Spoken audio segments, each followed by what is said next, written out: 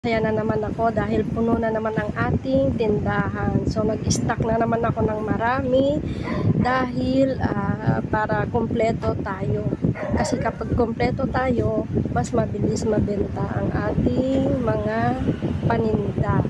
And malalaman ng mga tao na kumpleto ka, so sa'yo sila bibili.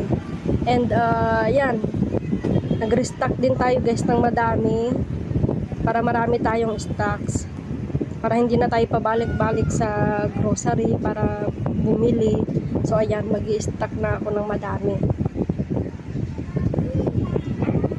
So hindi rin tayo nagpapautang guys dahil ayoko niyan sa tindahan ko kasi mahirap manil sa panahon ngayon. Kaya nako, kung ayaw nyong malugi, huwag kayong magpapautang. Kaya alam ng mga customer ko yan na hindi ako nagpapautang.